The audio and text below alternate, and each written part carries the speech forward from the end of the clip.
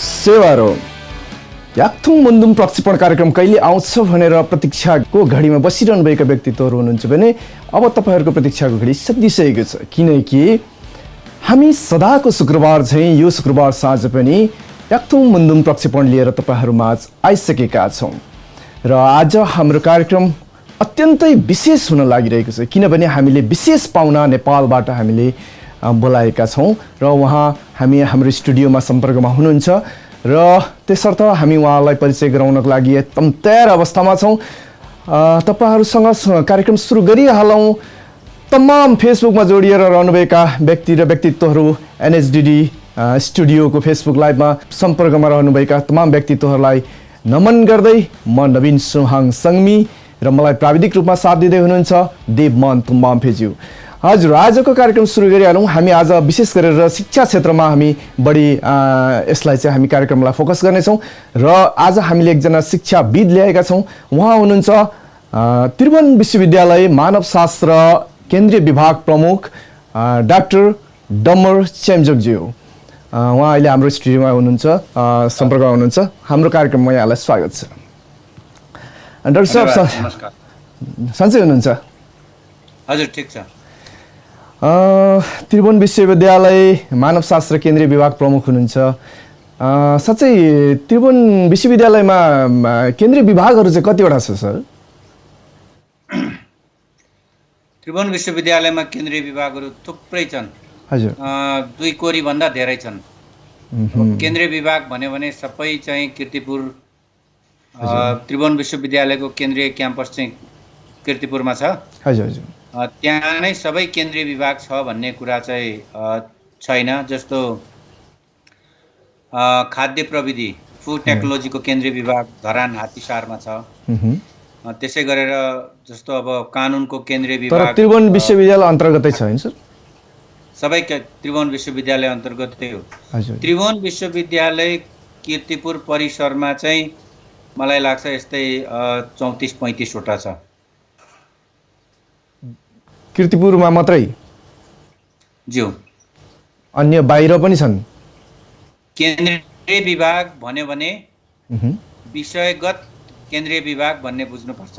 हजुर हजुर, जस्तो मेरो विषय मानवशास्त्र हो। हजुर हजुर, भूगोल हुन्छ, राजनीतिक विज्ञान हुन्छ, इतिहास हुन्छ, उता अब अर्थशास्त्र हुन्छ, अनि उता साइन्सेसहरूतिर भनौँ न physics, chemistry, biology, botany, environmental science, यस्तो धेरैवटा केन्द्रीय विभागहरू चाहिँ हुन्छ, विषय पिछेको हुन्छ। विषय पिछेका त्यसै गरेर जस्तो अब engineering, central department of engineering भन्यो भने त्यो पुलचोकमा छ। त्यसरी विभिन्न ठाउँहरूमा फिँजिएको छ केन्द्रीय विभागहरू। हजुर, केन्द्रीय विभाग भनेको एउटा विषयको केन्द्रीय विभाग भनेको के पनि हो भने हजुर त्यो विषयको जति पनि पाठ्यक्रम स्कुल लेभलदेखि लिएर अथवा माथि विश्वविद्यालय तहसम्म सबै केन्द्रीय विभागले बनाउँछ। त्यसैले केन्द्रीय विभागको प्रमुख भन्यो भने, केन्द्रीय विभागको अध्यक्ष भन्यो भने त्यो विषयको लागि नेपालभरि त्यो विषय कस्तो बनाउने, कस्तो पढाउने, जस्तो बिएमा कस्तो बनाउने, एमएमा कस्तो बनाउने, एमफिलमा पिएचडीमा कस्तो बनाउने, 11-12 भन्ने कुरा सम्पूर्ण पाठ्यक्रमहरू त्यो केन्द्रीय विभागहरूले निर्माण गर्छ। त्यसैले केन्द्रीय विभाग भन्नुको अर्थ चाहिँ त्यो विषयको केन्द्रीय एउटा निर्णय गर्ने तह हो भन्ने बुझ्नुपर्छ। निर्णय गर्ने क्षमता राख्ने तह हो त्यो, हैन हजुर? हजुर, हामी तपाईँसँग विशेष गरी शिक्षा क्षेत्रकै कुराहरू गर्नेछौँ, तर अहिले अब अलिकति बेसिक तरिकाले जाउँ हामी है डाक्टर साहब। जस्तै हामी चाहन्छौँ हाम्रा नानीहरूले शिक्षा लिँदाखेरि, अब प्राथमिक शिक्षादेखि नै सुरु गरौँ। प्राथमिक शिक्षा लिँदाखेरि हाम्रो नानीहरूलाई स्कुलमा रामायणका पात्रहरू का कुराहरू बुझाइन्छ, चिनाइन्छ, होइन? त्यस्तै हामी चाहन्छौँ हाम्रा नानीहरूलाई हाम्रा मुन्दुमी पात्रहरूको कर्महरू पनि जानुन् भनेर, तर त्यो त अहिलेसम्म गरिया छैन। यो नहुनुमा के हाम्रो मुन्दुमविदहरूको कमी कमजोरी हो या राज्यको काखा र पाखाको नीति हो या तपाईँको हाम्रो मुन्दुम नै पढ्न लागेको छैन, यी नै सबै कारणहरूको सम्मिश्रित कारण हो या अरू अन्य कुनै कारण हो डाक्टर साहब? मूलतः यो अब राज्यको शिक्षा नीति कस्तो छ, हजुर, शिक्षा भनेको के हो, विद्यालय शिक्षा भनेको के हो, विश्वविद्यालय शिक्षा भनेको के हो, हजुर, यो कुरामा भर पर्छ। वास्तवमा शिक्षा प्रणाली, राज्यको शिक्षा नीति अनि भनौँ न शिक्षा भनेको कस्तो हुनुपर्छ, कस्तो खालको शिक्षा दियो भने विद्यार्थीहरू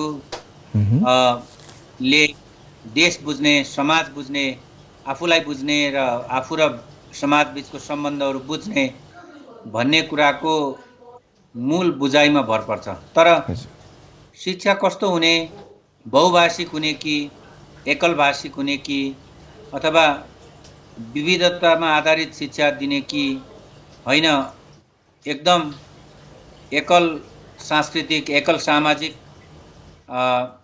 ज्ञानका आधारमा शिक्षा दिने कि यो कुरा तय गर्ने, यो कुरा निर्णय गर्ने कुरा चाहिँ शिक्षाविदहरूको पनि होइन र यो सम्बन्धित भन्न विभिन्न सांस्कृतिक समूहहरूको भन्दा पनि यो चाहिँ मूलतः राज्यले गर्नुपर्ने कुरा हो। राज्यको शिक्षा नीतिहरू चाहिँ कस्तो छ त्यसमा भर पर्छ वास्तवमा। हजुर, यो मुन्दुममा हुने कमी कमजोरी अथवा कुनै समुदाय विशेष, समाज विशेष, कुनै जनसङ्ख्या विशेषका भाषामा हुने कमी कमजोरी, उनीहरूको जीवन दर्शनमा हुने कमी कमजोरीका कारणले होइन।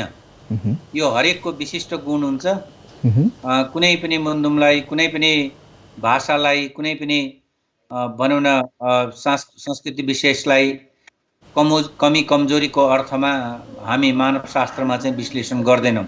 सबैको आफ्नो विशिष्ट गुण हुन्छ, सबैको आफ्नो विशिष्ट क्षमता हुन्छ। एक अर्काको क्षमताको तुलना गर्ने भन्दा पनि कसरी त्यो विशिष्ट क्षमताहरू, विशिष्ट भाषाहरू, विशिष्ट संस्कृतिहरू एउटा खालको आफ्नै गुणले युक्त समाजहरू हुन्छ भनेर त्यो विविधताको अर्थमा बुझ्नुपर्ने हुन्छ।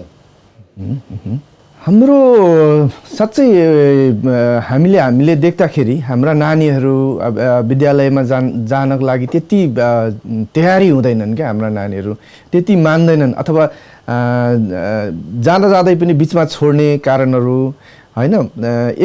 यो कारणहरूको पछाडि के छ त? हाम्रो स्कुलमा मातृभाषाको प्रयोग नभएर उनीहरूले घरमा बोल्ने भाषा चाहिँ स्कुलमा बोल्न नपाएर पनि हुनसक्छ कि अरू कुनै कारणहरू छ कि या हाम्रो जाति नै त्यति शिक्षा क्षेत्रमा त्यति उजेलिँदैनन् कि जस्तो लाग्छ कि के छ यहाँको विषयमा? यहाँ त मानवशास्त्रको एकदम विज्ञ व्यक्तित्व हुनुहुन्छ डाक्टर साहब, अलिकति यसलाई चाहिँ हाम्रो कुराहरू राखिदिनुहोस् न। अब यहाँले हाम्रा नानीहरू भन्नु हुँदाखेरि चाहिँ अब लिम्बू बच्चा, हजुर, बच्चीहरू लिम्बू भनौँ न समुदायको लिम्बू भाषीको रूपमा हुर्केको बालबालिकाको कुरा गर्नुभयो कि भन्ने मेरो बुझाइ पक्कैपट्टि। त्यो यदि हुन्छ भने भाषिक फरकपनको कारणले पनि त्यो हुनसक्छ। यसमा यो मौकामा म राजकुमार दिक्पालजीले लेख्नु भएको एउटा कथाको सानो प्रसङ्ग यहाँ उल्लेख गर्न चाहन्छु। मजाले। एउटा लिम्बू भाषी परिवारमा हुर्केको लिम्बू बालक स्कुलमा जान्छ। बाआमाले स्कुल पठाउँदाखेरि स्कुलको पहिलो दिनमै जस्तो स्कुलमा भित्तामा टाँगेको अक्षरहरू, नक्साहरू देखाएर यो के हो भनेर सिकाउने चलन हुन्छ। नेपालमा स्कुलहरूमा सचित्र एउटा खालको वर्णन गरिएको, भनौँ न अम्बाको नक्सा हुन्छ अम्बा, गाईको नक्सा हुन्छ गाई, हगि। अब त्यो कथामा कस्तो छ भने भ्यागुताको नक्सा हुन्छ अनि शिक्षकले यो के हो भनेर सोध्छ। अनि शिक्षकले सोद्धाखेरि त्यो लिम्बू बालकले चाहिँ त्यो नक्सा देखाएर सोधेको प्रश्नलाई बालकले यो त्यो पेदक भनेर उत्तर दिन्छ। हजुर आफ्नो पेदक भाषा। भनेर उत्तर दिँदाखेरि चाहिँ सबै विद्यार्थीहरू र शिक्षक समेत गलगल हाँस्छन्। अब त्यो भाषिक भिन्नताले गर्दा उसले परिवारमा सिकेको कुरा त्यो फुत्त उफ्रिने, राति टर्टराउने, खेत बारीमा निस्किने त्यो जीव चाहिँ भ्यागुता पेदक भनेको हुन्छ, सिकेको हुन्छ। नेपालीमा चाहिँ त्यो भ्यागुता भन्छ होइन। हजुर हजुर। अब उसले घरमा जे जानेको छ त्यही त्यही भन्यो उत्तर दिँदाखेरि त्यो उत्तर चाहिँ गलत भयो र सबै ऊ हाँसे। हाँसोको पात्र हुने बित्तिकै त्यहाँ कस्तो समस्या हुन्छ भने त्यो एउटा खालको हिंसा हो। हजुर हजुर। त्यसलाई हामीले प्रतीकात्मक हिंसा अथवा सिम्बोलिक भाइलेन्स एजुकेसनमा हजुर। भनेर पढ्छौँ। सो उसले अरू हाँसे पनि हजुर। उसले त्यसको उत्तर चाहिँ शिक्षकबाट एउटा हप्की दप्कीका साथमा यो चाहिँ भ्यागुता हो बुझिस् भनेर उत्तर सिकाइन्छ। भोलिपल्ट फेरि जान्छ। अब उसले त्यो मतलब गर्दैन। सानो 6 वर्ष 5 वर्षको बालकले त्यस्तो कुराहरू मतलब गर्दैन, तर उसको जुन अन्तरात्मामा एउटा चोट, एउटा मनोवैज्ञानिक चोट पर्छ। पछि फेरि सोद्धाखेरि पनि उसले उत्तर भ्यागुता भन्ने उसलाई आएको हुँदैन नेपालीमा, फेरि पेदक भन्छ। अनि त्यसको नाउँ नै सबै मिलेर पेदके भनेर राखिदिन्छन् के।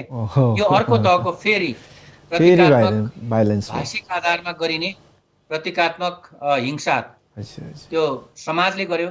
त्यो ऊ त नयाँ ढङ्गमा शिक्षित हुनको लागि प्रशिक्षित हुनको लागि विद्यालय प्रवेश गर्दै ऊ माथि थोपरिएको एउटा हिंसा भयो। त्यसैले गर्दाखेरि यस्तो खालको समस्याहरूबाट पीडित हुने कुराहरू देखियो भने पनि र अर्को तपाईले यस्तै खालको कथा, यस्तै खालको भरौडा चलचित्र, यस्तै खालको डकुमेन्ट्री ड्रामा हेर्नु भएको छ, कथा लेख्नु भएको छ उपेन्द्र सुब्बाजीले लाटो पहाड भनेर, केवाकोकमा भनेर। त्यो कुराले पनि त्यो कुराहरू देखाउँछ। भाषिक भिन्नताको कारणले गर्दाखेरि पनि लिम्बू बालबालिकाहरू जो लिम्बू भाषीको रूपमा हुर्कन्छ परिवारमा, भनौँ न नेपाली भाषा प्रमुख रूपमा त्यो नै शिक्षाको माध्यम भएको स्कुलहरूमा जान अप्ठ्यारो मान्छ होला। यसका अतिरिक्त अन्य कारणहरू पनि हुन्छ होला, तर अप्ठ्यारो मान्छ कि मान्दैन भन्ने कुरा चाहिँ मैले आफूले अध्ययन नगरेको हुनाले मैले अप्ठ्यारो मान्छ नै भनेर भन्न सक्दैन। यहाँले प्रश्न गर्नुभएको र यहाँले बुझ्नुभएको आधारमा चाहिँ सम्भावित कारणहरू मैले त्यो पनि बताएँ। त्यसो हुँदाखेरि राज्यको अथवा शिक्षा प्रणालीको त्यो खालको जुन एकल भाषिक शिक्षा प्रणाली छ त्यो प्रणालीको समस्याले गर्दाखेरि पनि सायद अर्को भाषा सिक्नमा समस्या हुन्छ अथवा त्यो समस्या व्यावहारिक समस्याले पनि जान अप्ठ्यारो मान्छ होला। तर म यहाँलाई एउटा बाल मनोविश्लेषक, बाल मनोविज्ञानका वेत्ता र त्योमा पनि बालबालिकालाई शिक्षा दिँदाखेरि वास्तवमा शिक्षा प्रणाली र शिक्षा नीति कस्तो हुनुपर्छ र कस्तो विधि हुनुपर्छ, सिकाइका कस्तो विधिहरू हुनुपर्छ भन्ने सम्बन्धमा एकदम दार्शनिक लेख लेख्ने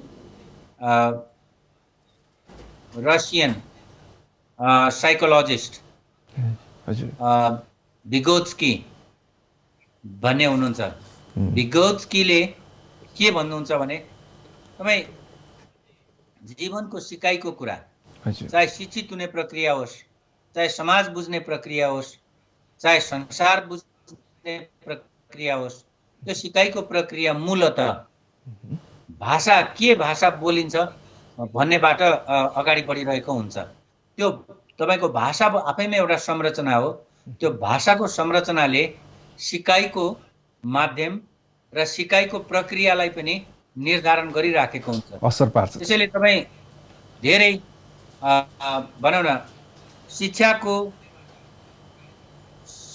विद्यालय शिक्षा एक ढङ्गले समाजवादी प्रणालीबाट बहुभाषिक शिक्षाको प्रणाली अङ्गीकार गरेका जस्तो तपाईँले फिनल्यान्ड, स्विडेन, नर्वे, क्यानाडाहरूमा हेर्नुभयो भने यदि घरमा बच्चाहरू अर्कै भाषा बोलेको छ भने स्कुलमा प्रवेश गर्दा उनीहरूले अर्कै भाषामा सुरु गर्नुपर्छ भने उनीहरूको घरमा बोलिएको भाषा, घरको उनीहरूको जुन भाषा छ परिवारमा बोलिने भाषा, त्यो भाषामा पनि क्रमशः उनीहरूलाई त्यो भाषामा पनि स्कुलमा शिक्षा दिनुपर्छ र स्कुलको मूल भाषा जुन छ त्यसमा पनि दिने। त्यसले गर्दा स्कुले शिक्षामा उनीहरू क्रमशः आफ्नो परिवारमा बोलिने भाषाबाट क्रमशः शिक्षा प्राप्त गर्ने मूल भाषामा उनीहरू रूपान्तरण हुँदै त्यसमा अनुवाद हुँदै जान्छ र उनीहरूको सिकाइको प्रक्रिया चाहिँ अवरुद्ध हुँदैन भनेर। नत्र भने एउटा भाषा बोलिरहेको बच्चाहरू अर्को भाषामा शिक्षित हुन जाने बित्तिकै बाल मनोविज्ञानमा एउटा नराम्रो असर पर्छ र उनीहरूको जुन सामाजिक सिकाइको जो सहज प्रक्रिया छ त्यो प्रक्रिया नै अवरुद्ध हुन्छ र सिकाइमा समस्या हुन्छ भनेर भन्छ। तर हामी बालबालिकाहरूमा दुईटा भाषा तीनटा भाषामा सिक्ने कुरा भयो भने समस्या हुन्छ कि भनेर हामी कहिलेकाहीँ उमेर ढल्किसकेका मान्छेहरू, उमेर ढल्किसकेका व्यक्तिहरूले कल्पना गर्छौँ, तर त्यो हुँदैन। बाल मनोविज्ञान पढाउनेहरूले र शिक्षाका सन्दर्भमा बाल शिक्षाको सन्दर्भमा काम गर्नेहरूले के भन्छ भने बालकहरूमा, बालबालिकाहरूमा बहुभाषा सिक्ने, बहुभाषामा शिक्षा ग्रहण गर्ने, बहुभाषामा कुराहरू टिप्ने कुराहरू चाहिँ त्यो क्षमता चाहिँ अत्यन्त तीव्र हुन्छ, उनीहरूमा तीक्ष्ण त्यो क्षमता हुन्छ। त्यसो हुँदाखेरि तीनवटा भाषामा शिक्षा लिन सक्यो भने पनि विद्यार्थीहरू, बालबच्चाहरू झनै तीक्ष्ण विश्लेषणकर्ता भएर हुन्छ। किन भाषा मैले तपाईँलाई के भने संरचना हो भनेर भने त्यो भाषामा आफै पनि भाषाबाट मान्छेले विचार ग्रहण गर्छ, भाषाबाट मान्छेले समाज ग्रहण गर्छ, भाषाबाट मान्छेले संस्कृति ग्रहण गर्छ, शिक्षा मात्रै होइन। त्यसो हुँदा तपाईँ बहुभाषिक व्यक्तिको रूपमा विकसित भएर आउनुभयो भने, बहुभाषिक व्यक्तिको रूपमा शिक्षा लिनु मात्र भएन कि बहुभाषिक तपाईँ हुनुहुन्छ भने तपाईँ त्यो विभिन्न दुई तीनवटा आफूले बोल्ने भाषाहरूबाट आउने विचारबाट आउने विश्लेषणात्मकता पनि तपाईँ सिक्दै जानुहुन्छ। त्यसै हुँदाखेरि कुनै पनि समस्यालाई विश्लेषण गर्ने, समस्यालाई बुझ्ने, त्यसलाई हल गर्ने क्षमता पनि एउटा बहुभाषिक व्यक्तिको रूपमा हुर्केका व्यक्तिहरूले एकदम त्यो विश्लेषण चाहिँ बहुभाषिक कोणबाट गर्छ, बहुवैचारिक कोणबाट गर्छ भन्ने कुराहरू छ। त्यसैले अब नेपालमा पनि बहुभाषिक शिक्षा प्रणाली, शिक्षा बहुभाषिक विद्यालय शिक्षाहरू स्थापना हुन सकेदेखि, त्यो नीति चाहिँ लागू भएदेखि, त्यो ढङ्गले अगाडि बढ्न सकेदेखि त हामी वास्तवमा एकदमै एउटा समस्यालाई हल गर्ने, एउटा समस्यालाई बुझ्ने, बहुल कोणबाट बुझ्ने, बहुल कोणबाट त्यो हल खोज्ने भनौँ न त्यस्तो खालको विद्यार्थीहरू, त्यस्तो खालको ज्ञान भएका विद्यार्थीहरू उत्पादन गर्न सक्थ्यौँ जस्तो लाग्छ मलाई। तर विभिन्न राज्यका अब स्रोत साधनका उपलब्धताको हिसाबले भनौँ न कुनै अब ज्ञानका वैचारिक क्षमतामा चाहिँ नि त्यसमा सीमितताका हिसाबले पनि हामीसँग अहिले पनि एक ढङ्गले एकल भाषीय शिक्षा नीति नै छ। तर पनि केही हदसम्म अब अहिले अङ्ग्रेजीले निकै हदसम्म अब आफ्नो ठाउँ, आफ्नो स्थान सिर्जना गर्दैछ। अङ्ग्रेजी पनि नेपाली पनि हेर्दाखेरि त बहुभाषा त हो, तर मूलत मातृभाषा, परिवारको भाषाहरूमा चाहिँ भनौँ न त्यतापट्टि पनि ध्यान दिने कुराहरू अलिक कमजोरी नै छ। तर पनि कतिपय स्कुलहरूमा नेपालमा आफ्नो मातृभाषामा पनि केही तहसम्म अध्ययनको प्रक्रिया त सुरु भएको छ, नभएकै भन्न त मिल्दैन। राज्यले जे होस्, राज्यले अब मातृभाषा आफ्नो आफ्नो जुन क्षेत्रमा जुन मातृभाषा बढी बोलिन्छ त्यो क्षेत्रमा ती भाषाहरू पनि प्रयोगमा ल्याउन सके र पाठ्यक्रममा राख्न सके भने नानीहरूको पढाइको तीक्ष्णता अथवा वृद्धि चाँडोभन्दा चाँडो हुन्छ, होइन दाजु? मलाई लाग्छ यो नगर्ने भन्ने त छैन, हजुर, तर स्रोत साधन जुटाइदिने कुरा हो, होइन? मातृभाषामा पनि शिक्षा केही तहसम्म अथवा विभिन्न विद्यालयहरूमा गर्न नपाइने भन्ने नीति त अहिले छैन, पाइने भन्ने नै छ। तर मूलत त्योसँग आवश्यक स्रोत साधन जनशक्ति जुटाउने कुरामा चाहिँ अलिकति कमी कमजोरी होला। हजुर डाक्टर साहब, अब अलिकति हामी प्रसङ्ग अलिकति बदलौँ। अब हामी शिक्षा क्षेत्रमा अलिक थोर बहुत कुरा गऱ्यौँ। अलिकति अब हामी हाम्रो लिम्बुवान क्षेत्रको अथवा लिम्बुवान प्राप्तको लागि हामीले चाहिँ अहिले जुन खालको एउटा मुद्दा लिएर, हाम्रा मुद्दाहरू लिएर अहिले राज्य पक्षसँग एउटा पौँठेजोरी खेलिरहेको अवस्था छ, तपाईँको आफ्नो एनालाइसिसमा के छ त? त्यो मुद्दा के अहिले कोमा स्टेजमा छ, अथवा त्यो सुतिरहेको छ, अथवा त्यो जुझारु अवस्थामा छ, अथवा त्यसले चाहिँ बाटो बिराएको अवस्थामा छ, अथवा यो मुद्दा चाहिँ एकदम लिएर जानु बेकार हो जस्तो लाग्छ तपाईँलाई? बेकार भन्ने कुरा त आउँदैन, तर त्यो अब मुद्दा लिम्बुवानका अभियन्ताहरूले, लिम्बुवान राजनीतिका अभियन्ताहरूले कसरी उठान गर्नुभयो, कसरी अहिले केही अब हुनसक्छ शक्ति सञ्चयको स्थितिमा पनि होला कि, अथवा एउटा खास राजनीतिक माहौलमा, खास राजनीतिक आन्दोलनले उचाइ लिएको बेलामा नेपालमा लिम्बूहरूले पनि एक ढङ्गले गएको भनौँ न 15-17 वर्ष 18 वर्ष यतातिर हेर्ने हो भने एउटा उचाइ लियो। त्यो उचाइ लिएर अहिले चाहिँ सुसुप्त भएको जस्तो देखिन्छ। अब आन्दोलन भन्ने कुरा कहिले सशक्त हुन्छ, कहिले सुसुप्त हुन्छ। अब यो सम्बन्धमा चाहिँ यो एउटा विशेष राजनीतिक अवसरमा सशक्त भएको आन्दोलन अहिले किन सुसुप्त छ होला, के कुरा होला भन्ने कुरा चाहिँ मलाई लाग्छ लिम्बुवानका राजनीतिक अभियन्ताहरूलाई नै सोध्न पर्छ।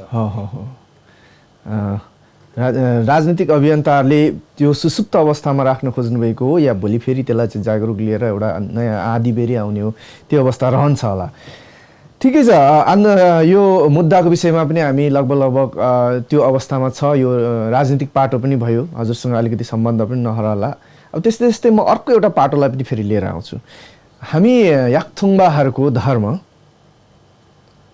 किराँत हो, युमा साम्य हो, याक्थुङ धर्म हो, मुन्धुम धर्म हो, या अन्य कुनै धर्म हो? यहाँको विचारमा के लाग्ला? अब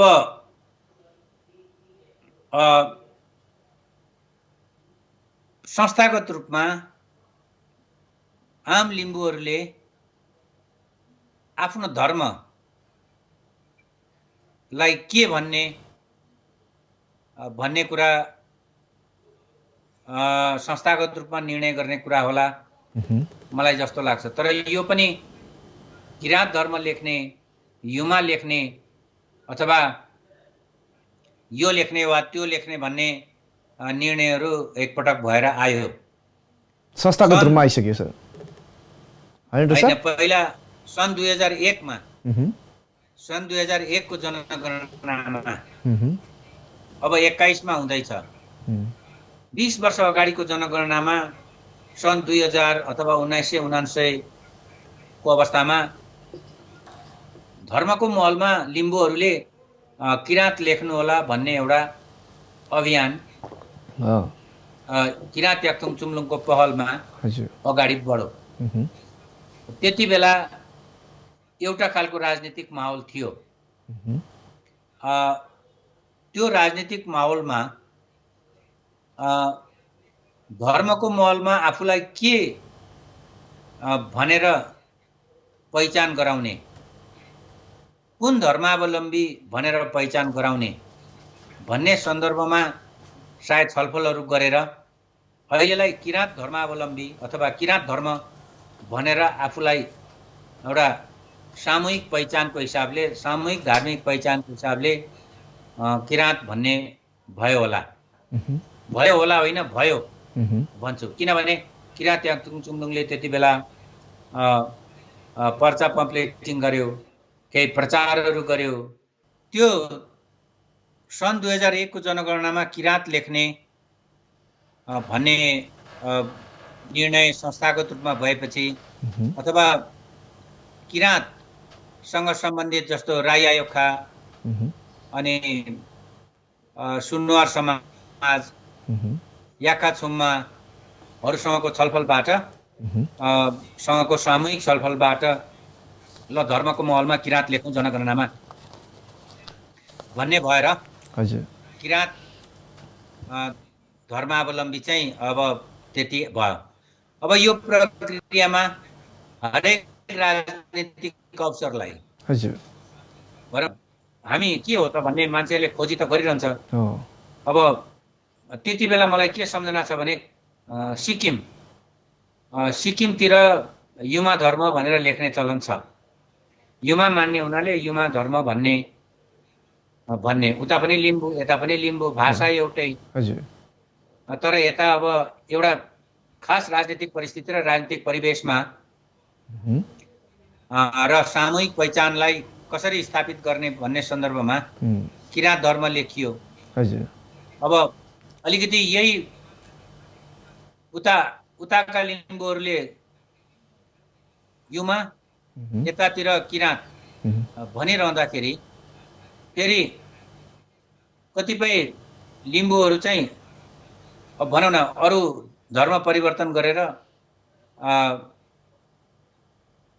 क्रिस्चियन धर्मावलम्बी पनि भएको स्थितिमा यो केही अब द्वन्द्वात्मकता, यो भित्रको अन्तर्द्वन्द्व यो हुँदै हुँदै अहिले चाहिँ भनौँ न युमा धर्म भन्ने कि किराँत धर्म भन्ने कि एउटा खालको भनौँ न छलफलको बहसको कुरा चाहिँ निकै अगाडि बढेको छ। तर म आफूले यही हो भन्ने भन्दा पनि 2000 अथवा 1999 को बेलामा के लेख्ने भनेर छलफल चलिरहँदाखेरि लिम्बूहरूले लिम्बू धर्म लेखे के हुन्छ, याक्थुङ धर्म लेखे के हुन्छ भन्ने जस्तो पनि छलफलका क्रमहरूमा चाहिँ मैले चाहिँ उठाएको जस्तो लाग्छ। हजुर ठिकै छ। हामी लगभग धर्मका पनि छोटा मिठा कुराहरू गऱ्यौँ। डाक्टर साहब, तपाईँ एउटा मानवशास्त्रको विशेषज्ञता बोकेको व्यक्तित्व, मानव र जीवन एकअर्कामा अन्योन्याश्रित सम्बन्ध हुन्छ। त्यसैले तपाईँलाई एउटा मेरो व्यक्तिगत क्वेसन, मानव जीवनसँग सम्बन्धित हुन्छ, त्यस कारण जीवन चाहिँ के हो जस्तो लाग्छ तपाईँलाई? अब जीवन छ र नै मानव छ, मानव छ जीवन छ, जीवन त सबैको छ। तर मानवलाई अरू प्राणीहरूबाट केले फरक पार्छ भनेको जीवन चाहिँ होइन, लाइफ चाहिँ होइन, संस्कृतिले चाहिँ फरक पार्छ। मान्छेमा भएको कल्पनाशीलता, काल्पनिकी र त्यो कल्पनाशीलतालाई, काल्पनिकीलाई, मनमा सोचेको कुरालाई कार्य रूपमा, भौतिक रूपमा परिणत गर्न सक्ने क्षमता। तपाईँ हामी आज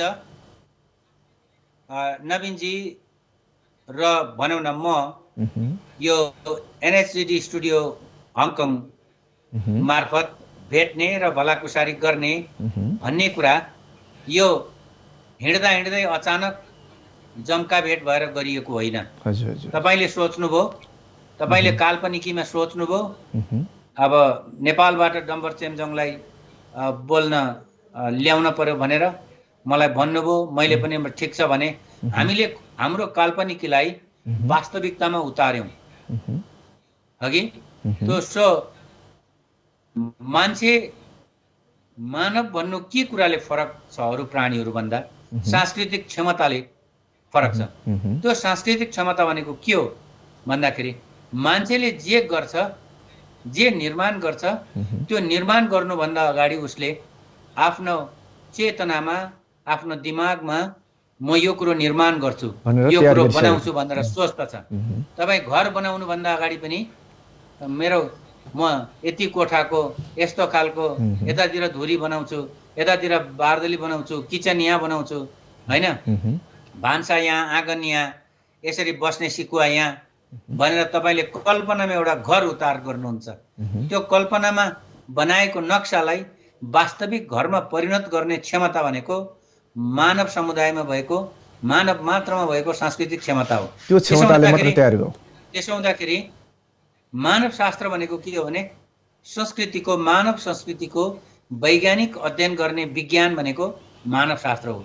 सो यो कुराले चाहिँ मान्छेलाई फरक बनाउँछ। जीवनसँग त्यति ठुलो सम्बन्ध रहेन, तर जीवन चाहिँ त्यसको एउटा पाटो मात्रै हो। जीवन त अरू जीवहरूमा पनि छ, जीवन छ होइन। जस्तो जीवन त अन्य प्राणीहरूको पनि हुन्छ। जस्तो क्षणभङ्गुर भन्छौँ हामी, एकैछिनमा नाश हुने छिचिमिराको जस्तो क्षणभङ्गुर जीवन फुत्तै निस्किन्छ धमिराबाट, भुर्र उड्छ, एकैछिनमा पखेटा झर्छ, उसको पनि जीवन हो। त्यो जीवनभित्र कुनै सांस्कृतिक पक्ष छ त छैन। छिचिमिराले एउटा कल्पना गर्दो हो र केही निर्माण गर्दो हो र आफ्नो चोला फेर्दो हो त? त्यस्तो लाग्दैन। छिचिमिरा पछि च्याउमा परिणत भएर निस्केको हामीले देख्छौँ, होइन? उसको जीवन, उसको चोला हेर्दा हेर्दै धमिराबाट छिचिमिरामा, छिचिमिराबाट च्याउमा परिणत भएर जान्छ नि। सो जीवन भनेको यो सारा प्राणी जगतको आफ्नो जीवन हुन्छ। रुखको पनि हामी सासी जगत र विशासी जगत भन्छौँ नि गाउँले भाषामा। प्राणी जगत, चर र अचर जगत। अचर जगत भनेको इनअर्ग्यानिक संसार, इनअर्ग्यानिक वर्ल्डको जीवन हुँदैन। तर अर्ग्यानिक वर्ल्ड भनेर बोट बिरुवा, रुख बिरुवा, यो सास फेर्ने प्राणीहरू, हामी जति बिरुवाले पनि सास फेर्छ भन्छौँ, अनि जति पनि हामी यो सजीव चिजहरू प्राणीहरू छौँ, कुनै ढाड नभएका, कुनै ढाड भएका, त्यसमध्ये पनि दुई खुट्टाले टेकेर उभिन सक्ने क्षमता र आफ्नो घर निर्माण गर्ने, आफ्नो समाज निर्माण गर्ने, अनि अरूको पनि समाज निर्माण गर्न सहयोग गर्ने क्षमता भएको त्यो खालको जीवन भएको प्राणी भनेको चाहिँ मानव मात्र हो। तर अरूको पनि केही जनावरहरूले पनि गर्छ, नगर्ने होइन। गुण बनाउँछ, बच्चा बच्चीको स्याहार गर्छ, होइन? अहिले चिम्पान्जी हेऱ्यो भने भनौँ न, चिम्पान्जीले पनि धेरै कुराहरू गर्छ। प्राणीहरू हेऱ्यो भने, कुकुरलाई हेऱ्यो भने धेरै कुराहरू गर्छ। चराहरू तपाईँले हेर्नुभयो भने आफ्नो वासस्थानहरू राम्रो बनाउँछ, मान्छेले भन्दा राम्रो बनाउँछ। जस्तो एउटा उदाहरण दिन्छु तपाईँलाई, माउरीको चाका हेर्नुहोस्, संसारमा सबभन्दा राम्रो चाका अघि कस्तो बुट्टा भरेको, कस्तो राम्रो घर, आफ्नो बच्चा, आफ्नो चाहिने बच्चालाई स्याहार गर्ने घर बनाउँछ माउरीले। हामी घार भन्छौँ। मान्छेले आफ्नो हात, आफ्नो श्रमले त्यस्तो बनाउन सक्छ? सक्दैन। यसो हेर्दाखेरि संसारको सबभन्दा बेस्ट आर्किटेक्टले पनि त्यस्तो बनाउनलाई कति दुःख गर्नु पर्ला। तर माउरी र मान्छेमा के फरक छ भने, माउरीको जीवन र मान्छेको जीवनमा के फरक छ भने, मान्छेको जीवन भनेको सिकाइको परिणाम हो। माउरीको जीवन भनेको उसको क्रम, जेनेटिक, उसको जेनेटिक क्यापासिटीमा, जिनबाट नै उसले त्यो सिकेर आएको हुन्छ। हामीले खान सिक्नुपर्छ। हामी त्यो माउरीको घार जस्तो, त्यो चाका जस्तो राम्रो देखिने हो भने पनि हामीले कल्पनामा बनाउँछौँ। एउटा आर्किटेक्टले कागजमा त्यो नक्सा पहिला बनाउँछ, अनि बिस्तारै त्यसमा के सामग्री चाहिन्छ त्यो सामग्रीहरू जोडजाम गरेर उसले बिस्तारै त्यस्तो देखिने गरी बनाउन चाहिँ सक्छ। हामीले कपीमा बनाउन सक्छौँ, चित्रमा बनाउन सक्छौँ, तर त्यो बनाउनु अगाडि हामी हाम्रो काल्पनिकीमा बनाउँछौँ। माउरीको चाहिँ के हुन्छ भने, काल्पनिकीमा बनाएर बिस्तारै बुन्ने होइन कि उसले काम गर्ने कुरै त्यस्तो हुन्छ। मैले तपाईँलाई एउटा कुखुराको चल्लाको उदाहरण दिन्छु। हामी हामी हामी हामीले हजुर कुखुराको चल्ला तपाईँको अन्डाबाट कोरलिएर निस्किने बित्तिकै आँगनमा तपाईँले छोडिदिनुहोस्, साना साना मल्खुका दानाहरू टप्पट टप्पट टप्पट टप्पट उसको ठुँडोले टिपेर खान्छ। हजुर त्यसरी मान्छेले टप्पट टप्पट टिपेर खान कति सिक्नुपर्छ हेर्नुहोस् त। धेरै त्यसैले लाग्छ। मान्छेको जीवन भनेको मान्छेको जीवन सिकाइको परिणाम हो, सामाजिककरणको परिणाम हो। तर प्राणी पशु पक्षीहरूको जीवन भनेको जेनेटिकली उनीहरूको डिटरमाइन हुन्छ, उनीहरूको जिनले नै त्यसलाई निर्धारण गरेको हुन्छ र अन्डाबाट निस्किने बित्तिकै ठुँगेर खान सक्छ, चारो खानको लागि तयारी हुन्छ, होइन त हजुर? ठिक छ, एकदम राम्रो जीवन मानवका बारेमा कुराहरू गर्नुभयो, एकदम खुसी लाग्यो डाक्टर साहब। अब हामी एकछिन कार्यक्रमको हामी अन्त्यतिर आइसकेका छौँ। यहाँ केही कमेन्टहरू छन् डाक्टर साहब, यो कमेन्टहरू पढ्छौँ हामी र कमेन्टहरूमा तपाईँलाई क्वेसन सोधिएको छ भने हजुर डाक्टर साहबले उत्तर दिनुपर्ने हुन्छ र मलाई अथवा हामीलाई क्वेसन सोधिएको छ भने हामी एन्सर दिन्छौँ है डाक्टर साहब। कमेन्ट हामी पढ्न गइरहेको छौँ, टिभी स्क्रिनमा कमेन्टहरू आइसकेको छ, म सेवा रूपले पढ्न गइरहेको छु डाक्टर साहब। चन्द्रप्रकाश हाङ्गामज्यूले सेवारो भन्नुभएको छ, डाक्टर साहब हामी सबैको तर्फबाट सेवारो। त्यस्तै गणेश लिम्बुज्यू पनि सेवारो भनेर आउनुभएको छ, सेवारो हामीसँगै रहनुहोला। त्यस्तै दिलीप खापुङज्यूले पनि हामीलाई हेरिरहनु भएको छ। त्यस्तै कमेन्टमा निरु लिम्बुज्यूले पनि सेवारो भनेर हात जोड्नु भएको छ, उहाँलाई पनि हामी अतिथिज्यू डाक्टर साहब र हामी सबैको तर्फबाट सेवारो। त्यस्तै नन्दिका लिम्बू ज्यूले पनि सेवारो नमस्कार भन्नुभएको छ, हाम्रो अतिथिज्यू हामी सबैको तर्फबाट सेवारो, हामीसँग सम्पर्कमा रहनुहोला, हाम्रो कार्यक्रमहरू हेर्दै जानुहोला। गङ्गा चेमजोङज्यूले मेरो बडा खुसी लाग्यो भनेर भन्नुहुन्छ, उहाँले भदा भन्नुभएको, भदै भन्नुभएको, सरी भदा भन्नुभयो। हजुर हजुर, गङ्गा चेमजोङज्यूलाई पनि हामी सबैको तर्फबाट धेरै धेरै धन्यवाद। आज कमेन्टहरू अलिक हाम्रो कार्यक्रमको अवधि थोरै भएकोले गर्दा कमेन्टहरू कमी आए, ठिकै छ। यी र यस्ता विषयहरू सँगसँगै हामी कार्यक्रमको अन्त्यतिर आइपुगेका छौँ। डाक्टर साहब जाने बेलामा केही भनौँ लाग्दो कुरा अथवा हामीले कार्यक्रम अवधिभरमा केही छुट्यायौँ होला जस्तो लागेका कुराहरू केही छन् भने सुनाइदिनुहोस् न। मैले भन्नु अब केही छैन। यहाँले यो एनएसडी स्टुडियो हङकङमा बोल्ने मौका दिनुभयो, यसको लागि तपाईँ कार्यक्रम आयोजक नवीन सुवाङजी अनि प्राविधिक पक्षमा सहयोग गर्नुहुने देवमान तुम्बाम्फेजी, यहाँहरू सबैलाई मेरो हार्दिक धन्यवाद छ। सेवारो मैले यति भन्न चाहेँ।